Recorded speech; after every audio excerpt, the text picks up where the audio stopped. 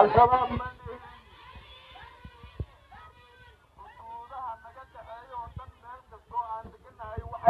الرباط هنا النايا الشباب ركزوا على الشباب بعد جنب الهلال شايفين الشباب بعد جنب الهلال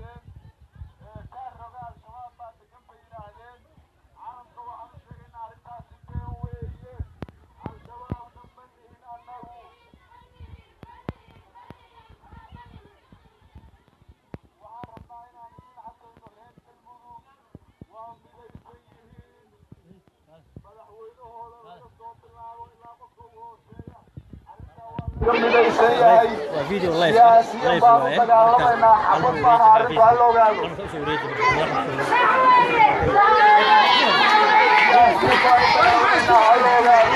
waxaan rabaa halkan inaan ka sheego riboodka beenta oo la gudbiyey oo la yidhi wiilashu al-shabaab bay ahaayeen magacyadoodii baanu sheegaynaa caalamkan la wadaagaynaa qaar ka mida wiilashii shala la laayay magacyadoodii baanu haynaa iyo garaadahoodii ciidanka ay ku lahaayeen ciddii haysa inay al-shabaab yihiin ayagaa caddayn laga rabaa waxaa ugu horeeya ilaahay ha u naxariistee cali sidiid axmed waaba xidigii cali sidiid axmed baa ugu horeeya allah ha naxariisto waxaa ku xiga cali tahliil cali oo asna laba xidig laha waxaa ku xiga maxamed daahir maxamed oo laba xidig laha xidig la raalli ahada ninkaa dambe waa xidig leh waxaa ku xiga cabdi cabdullaahi axmed oo kormeero saddexaada waxaa ku xiga cabdulqaadir xuseen axmed oo kormeero saddexaada waxaa ku xiga cabdikaafi cabdulqaadir xuseen oo asna kormeero saddexaada waxaa ku xiga xasan siciid cabdullaahi oo dabla ah waxaa ku xiga inta kale waa dablayaal weeye dhammaantood waa dable inta kale cabdimahad maxamed baa ku xiga ismaaciil maxamuud maxamed waa dable cabdir xaashi xinsiid cabdullaahi maxamed maxamuud cabdullaahi yuusuf qallaabi baa ku xiga cabdinaasir maxamed jaac baa ku xiga magacyada qaar ka mida weeye dadkii shalay meesha lagu laayay oo ciidankeenna ahaa dadka dhaawacmay oo hadda dhaawaca askarta waxaa ka mida cali aadan maxamed baa ka mida oo dhaawaca cabdirasaaq salaam xisi baa ka mida العرب واحد يسلم وطاوع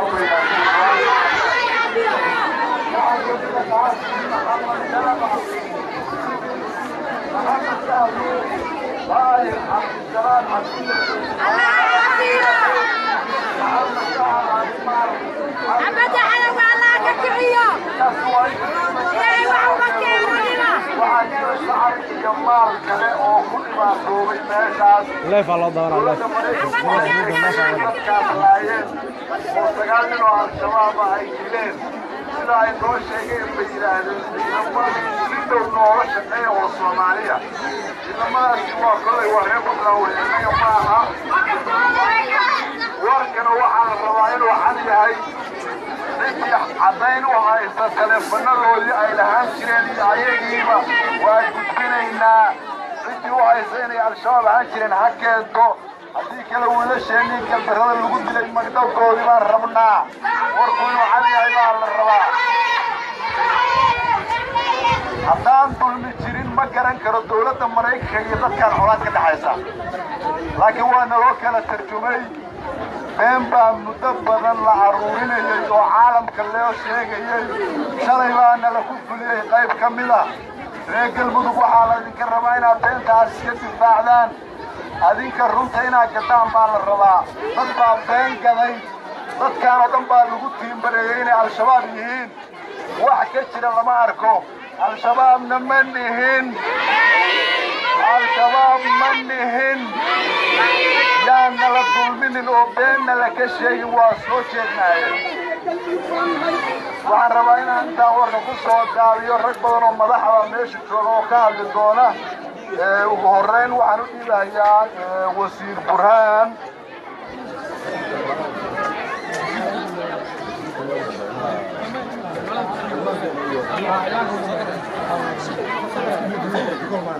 الله أكبر الله أكبر الله أكبر أكبر. maantay halkaan waxaan isugu nimid sida ragga hore u sheegeen labada socotiin dacsidii iyo ducadii saraakiishii ciidamada xoogga ciidamada galmudug ee daraawiishta ciidamadii galmudug oo ay laayeen ciidamada Mareykanka oo runtii hal mar meel lagu wada dilay arrintaas inaan u ducayno ciidamada ayaa waxaan leenahay marka koobaad ilaahay ha u naxariisto waxaad dishay gacan ka xagdaran waxaad dishay dawlad aan runtii aan mataqaanaa aan islaam ahayn waxaan leenahay waa mujaahidiin waxay ku dhinteen jidkii alla ayay ku dhinteen ilaahay ha u naxariisto intaa kadib waxaan rabnaa inaan sheegno in ciidanka galmudug oo hadda magacyadooda halkaa laga xusay oo ah rag mataqaanaa saraakiil ah iyo isugu jira dablayaal oo u soo shaqeeya ummadda Soomaaliyeed tacsida waxa kaloo aan u diraynaa shacabka reer galmudug eheladii ay ka geeriyoodeen carruurtoodii waalidkoodii waxaan leenahay dhammaan ummadda Soomaaliyeed sabir iyo iimaan naga siiyo ciidankaasi waxay ogtihiin waxay u shaqeeyeen shacabka Soomaaliyeed gaar ahaan reer galmudug ay u shaqeeyeen oo waxay ahaayeen ciidankii shabaabka la dagaalamay waa ogtihiin hubka ay haystaan waa hubkii cadowga lagu difaaci jiray hubka la duqeeyey waa hubkii shabaab lagu soo horjeeday waa hubkii galmudug amnigeeda lagu sugaayey arrintaas ma ahan arrin marmarsiyo leh arrintaas ma ahan arrin shabaab la laayey arrintaas waxa weeye waa arrin Soomaaliya dhaawac loo geystay ciidamada Mareykanka ee arrintaa geystana Mareykanku wuxuu Soomaaliya u yimid inuu caawiyo oo wax u taro oo amniga wax kala qabto laakiin maanta waxa ka yimid ficil aan laga filayn ficil aan sax ahayn ficil ay leeyihiin dadkii ku adeegayay qaranka Soomaaliyeed iyo galmudugba waa al-shabaab arrintaa ma aha arrin aan qaadanayno haddaan nahay reer galmudug waan diidnay waxaan rabaa inaan kaloo aan sheego dowladda Mareykanka sidaa la socotiin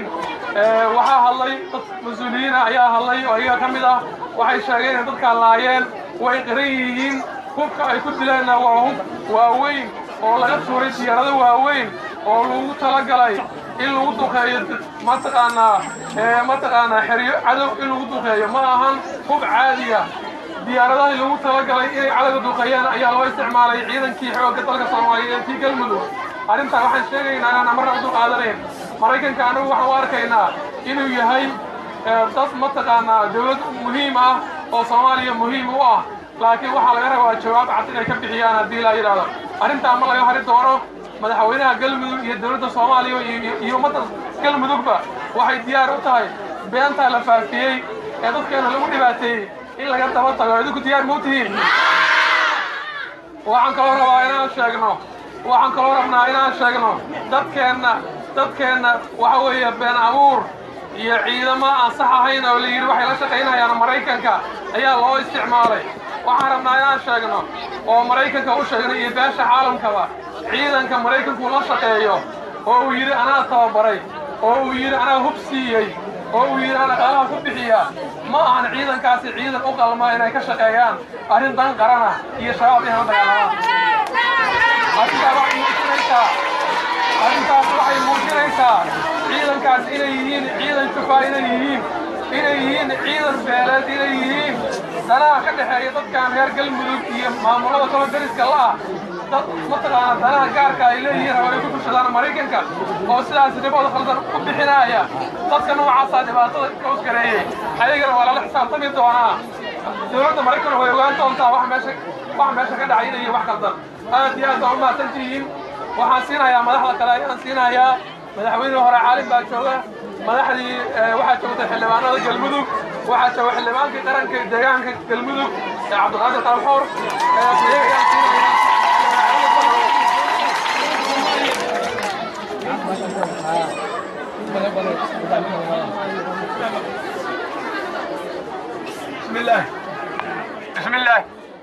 بسم الله الرحمن الرحيم waxaa maanta halkaan isugu nimid askartiga galmudug oo la laayey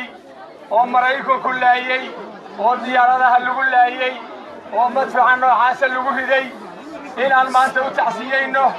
هذا أنا هاي ما أنت رجال مذوق وهاي نوتا هاي مال المروجي نوتا ما أنت مال المروجي وحال الله أسكر تيدي سراكي شيدي عيلم ملايدي ديجان كيجي مدافع داس الجوريدي وحن كم بنام بحينا وادي باتدنا دان هاي رجال مذوق نلوجيسي وحن تصينا بيش عالمك دولة الصومالية مريكا وكدعوانينا نبكوا ونلوجيسي هكذا هنجا تشبهه داسان لنا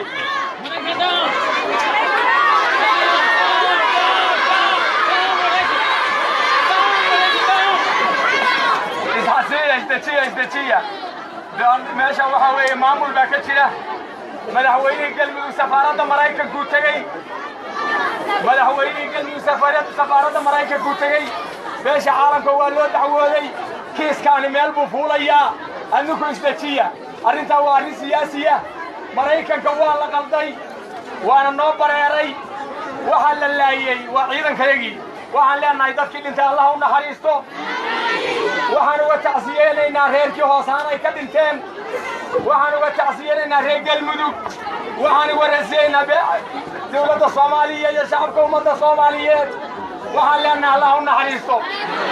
وحيا هاي المواطنين تقل مدوك ودلك عدو كدفاع الشدي وعيدا مضايدي وحن ماشا كقرا لدقية وقاديد كي قل مدوك أسكرت هالكا كسوّل واسلا كيشي قلبي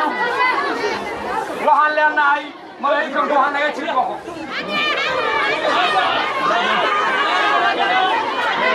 وأسكرت لله هذا وحن داوعوها شام دقال في شام أي لبنان بقى داوعوها ملايكم مرة كويستاي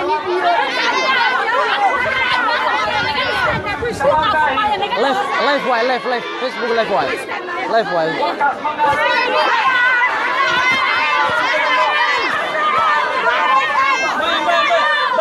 بالغلاسية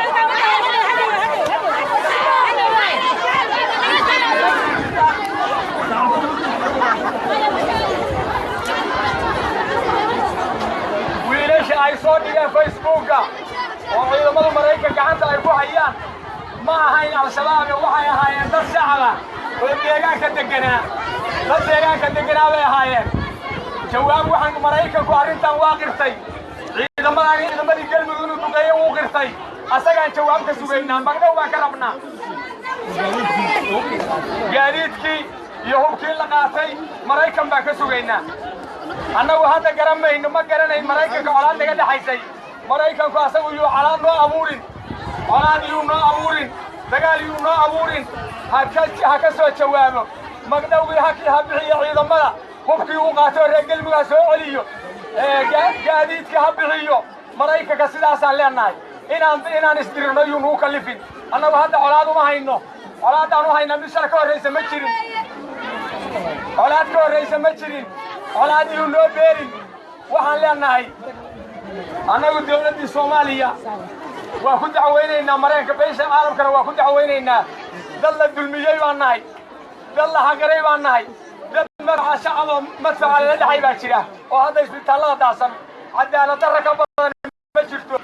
cadaalad darro Mareykanku wuxuu sheegay asagii ciidamada la socda inay nabadgeliyo iyo Soomaali u soo gurmadeen Soomaali ma kaasi la dhacamiyaa loogu soo gurmaday waa ka xunnahay dadka shacabka reer galmudug arrintaas laga harimayo ka dawlad ahaan dawladda Mareykanka waa la hadli doonaa xafiisyada tagi doonaa naga garbaxaan leenahay annuka hal la isdajiyo barnaamijka nabadeedna hal la wado wassalaamu calaykum waraxmatullaahi wabarakaatuh waxaan ku dhawaanayaa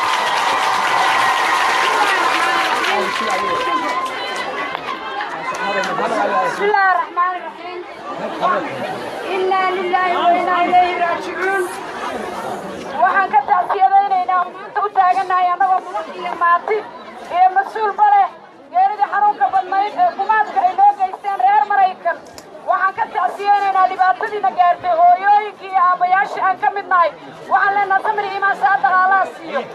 waxaan codsanaynaa dhibaatada nagu dhacday reer Mareykan annaga dawladda galmudug baa nala yiraahdaa adduunka taariikh baan ku leenahay waxaan leenahay dagaalkeena haddii ay rabaan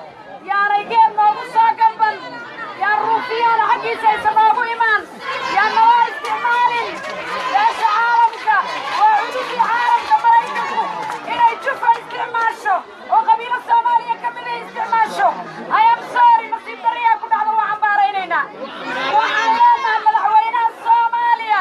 وإنا تمادا ماشيكماتكو كدحي dadka madaxda waa ay baan ka mid nahay waxaan leenahay waa inaan ka hadasho waa inaan qorraxda istaagtaa waxaan leenahay waa inaan baawirka soomaalinima isticmaashaa dowladda soomaaliya uu nagala joogo xildhibaan cabdiqaadir qalab xaar haddayna nala qaybsan kiiriyada haddayna qorraxda istaagin haddaysan safaaradaha maraykanka la xisaabtamin waxaan qaranaynaa galmudug haddaan nahay inay sida maraykanka ayaguna ay nooga gaabsadeen sida maraykanka nalagugu isticmaalay madaxweynaha soomaaliya xasan sheekh maxamuud waxa weeye maanta haddaadan ka hadlin arrintaas ooda qorraxda istaagin galmudug haddaana waa ka agoontowna madaxweyne loomadiina ku caalamka maraykanka waxaan leenahay meeshii burburku ka dhacay kumaankun xoolaabaa ku dhintay baraagihii masaakiinta reemiyigaa la duqeeyey digsiyaashii iyo gaadiidkiiba ciidamadii laga dilay waxaa ciidamada ka mida wiilan anugu eedawahay abshir xaashi oo laba xidiglaa wuxuu ku dhaawacmay sawirkiisii waan haynaa dagaalkii maalintii dhaweed al-shabaab war annagu dulmi diidnay war maraykan ma makarafoon beereedba war maraykan ma makarafoon puntlandba war ma habar ruufiyaana warkeed buu qaadanaya waxaan leenaha dowladda soomaaliya maraykanko soo istaaga goobtii tacsidu ka dhacday tiiraanyada nala qaybsada wiilashaan iyo shan jir ugu weeyahay maydkoodii baa na hor yaalla nala qaybsada maraykanka waxaan leenahay magdhow iyo xaal marin iyo goobtoo timaadaan baa idinkaga qancayna maraykan maaw waxayna yeeli maaw maraykan mahadnaqaaw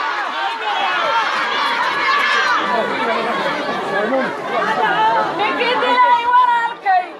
anina waaniyo ka leeyahay daqar baa gaari doone afrikoyne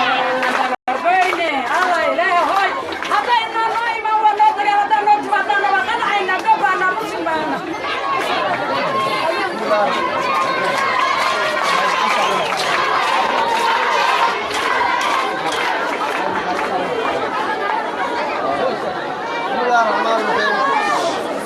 إنا لله وإنا إليه راجعون إنا لله وإنا إليه راجعون waxaan u tacsiyeynayaa askartii galmudug ee sida gardarradaa noo laayey allaha u naxariisto innadiisu dowsa allah ka waraabiyo dembigooda allah dhaafo annagana sabir iyo imaan allah naga siiyo intaa kadib waa cabasha waxayo ninku haddaad og tahay hadduu og yahay inuu inaad ka arajugan karto waa garaabaa markuu jafka dhaco markii jafka dhaco garaabaa ninka og laga argudanayo waa ka garaabaa markuu gaf ka dhaco waxaad moodaa maraykanku saaka wuxuu lahaa oo weli ku adkaysanaya al-shabaab baan layn al-shabaab ma layn wuxuu laayay muwaadiniin soomaaliya wuxuu laayay muwaadiniin reer galmuduga wuxuu laayay muwaadiniin dalkoodii iyo degaankoodii iyo dadkoodii wax u qabanaya u shaqaynaya oo saldhiggoodii iyo haradoodii jooga waxaan leeyahay marka waxaad wax anagu aan kasbannay wey habaryarida iyo inta dhan bini'aadan oo annagoo kale ah ay saa noogu xadgudbaan annagaa kasbannay maraykanku mar buu ahaa dowladahan adduunyada ku gubay aaladii xoogga afarkeeda geesood ka shiday uurad iyo qiica ayagaba awoogood mar buu amad ku noolaaye bugaar iyo mar bay qalan jireen eela iyo siige aarmiga wax lagu dilo mar bay ula ka haysteen oo nin walba amley qaadan jiray awlax iyo saafi warshaduhu abuur uguma bixin aaran iyo roobay intay mira ku aaseen arlada ubax ma yeeshaane iyagoo ebiyoon uma imaan waase urugteene maxay ka ukeen arrin laga heshiiyey iyo sarcay ka ambaqaadeen isku daya inaad ugu tagtaan ururta meesheeda oogadeeda ka ilaalisaan aabiga iyo maagga sayruuq ameerika sardu soo wagi waayo orodkiiyo xawaaraha ilaa shiila ka istaago dabadeedna ergada hawada aag la kala yeesho inaad dhiban la aydiyatiin aqbalayaane war aan midowno si aan iskaga dhicinno bini'aadanka gardarradiis ma qaba in loo calaacalo ma qaba in haddii la koon maayo dadka loo habar wacdo mana astaahilo waayo qofka bini'aadanka qofka ka tabariya garabku qabtaa ma ahan xaq ma ahan حقنا ما يقامنا. والسلام عليكم.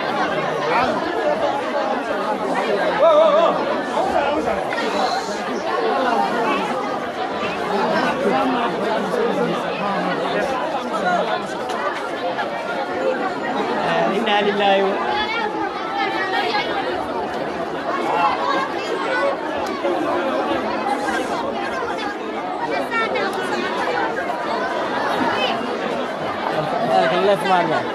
إنا لله وإنا إليه راجعون. وعن لنا هي wiilasheenni ciidankeenni sida xaqdarrada aan lagu dilay ilaahay ha u naxariistaan leenahay dhammaan reer galmudugna iyo gaar ahaan eheladii iyo qaraabadii ay ka dhinteen dabar iyo iimaan allah ka siiyo inta dhaawacaana caafimaad degdega ilaahay ha siiyo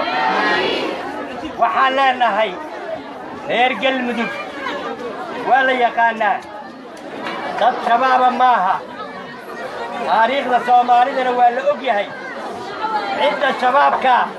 iyo cidda soo aas-aastay iyo cidda ay ku badan yihiin iyo cidda biisha iyo hubka madashuu ka soo dego ee shabaabka loo qaybiyo waa la yaqaanaa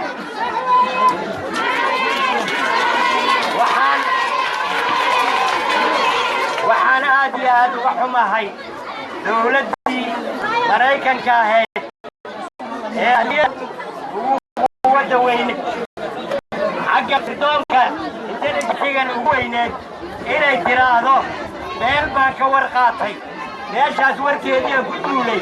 oo dadka aan ku laayay waa wax laga xumaado waaye waxaan leenahay calaacali mayno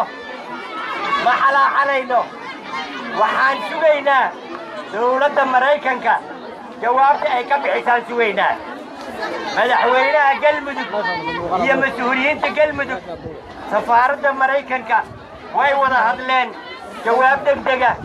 in la soo siiya ayay sugayaan waxaan kaloo rabnaa wasaaradda arrimaha dibadda dowladda federaalka soomaaliya wasiirkeeda wasiiru dowlaha wasiir ku-xigeenka iyo wasiirka amniga intaba waxaan ka rabnaa iyagana war cad inay ka keenaan gardarradaas iyo dhibkaas dhacay wixii xaqiiq iyo baaris u baahanna halkaanay imaanayaan waana loo caddaynayaa meeshii ay waxa ka dhaceena la tusayaa dagaal uma soconno maraykan colaadi nagama dhaxayso laakiin waxaan leenahay tani waa dhacday magdhowgeedii iyo wixii dhacay ayaa lagaaga baahan yahay waxaana kaa rajaynaynaa mar dambe basaasiin dad weligood u ahaa cadowga soomaaliya oo hudhuda inaadan noo dhegaysan oo ummadda soomaaliyeed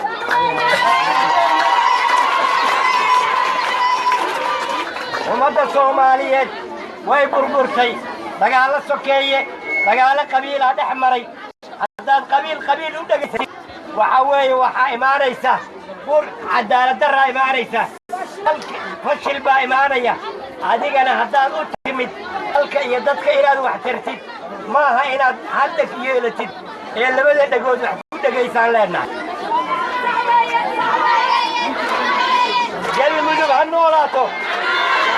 galmudug ha noolaato galmudug ha noolaato soomaaliya ha noolaato cadowga galmudugna ciidda hoosteeda ha galo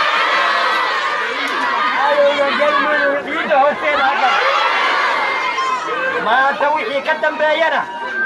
waa iska celinaynaa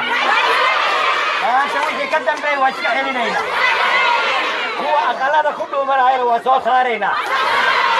السلام عليكم ورحمة الله وبركاته.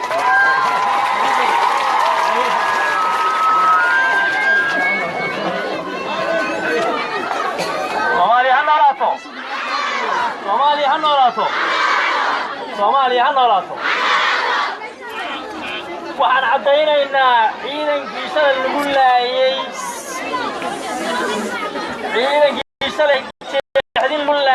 inay ahaayeen ciidan galmudug baan cadaynaynaa.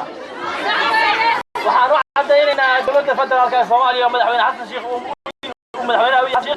waxaan u cadaynaynaa guddoomiyaha baarlamaanka waxaan u cadaynaynaa ra'iisul wasaaraha ciidankaasi wuxuu ahaa ciidankii galmudug halkaa lagu laayay ma aqbalayno mana aqbali doono in la yidhaahdo ciidankaas shabaab buu ahaa ma aqbali doono waxaanaan aqbali doonin saldhigga halkaa ku yaala ee loo sameeyey in lagu laayo lagu basaacso diyaaradaha xukunka oo darooniska ma aqbalayno mana ku olayna anigoo ku hadlaya magaca dowladda federaalka ah iyo magaca dowladda galmudug aan xildhibaanka u ahay intaba ma aqbali doono saldhig halkaa ku yaala waa saldhig cadow weeye cadowtinimada adeegsaday waxaad la socotaan gaaraha wax basaasa inay aanan caddaynteedii hayna oo halkan ay taallo diyaaradaas soo dhacday mana aqbalayno wiilasheena in la yidhaahdo magacyo kale loo aqbalayno waxaan rabnaa inaan isu soo baxaan inaan wadno toddoba inaan wadnaa ilaa iyo inta aan jawaab ka helayno waxaan ka codsanaynaa dowladda federaalka iyo guddoomiyaha baarlamaanka iyo ra'iisul wasaaraha waa in loo diraa guddi xaqiiqa raadis ah wixii dhacay soo diray waa in guddi baara wixii dhacay in la soo diro weeye dadka iyagoo dhiigooda ciyaar ku ilaawi mayno ورح كل اللي بقى تاجنتين وركا أنت أصلا كل يرينا يا هذه أدوات ما شدني السلام عليكم ورحمة الله وبركاته.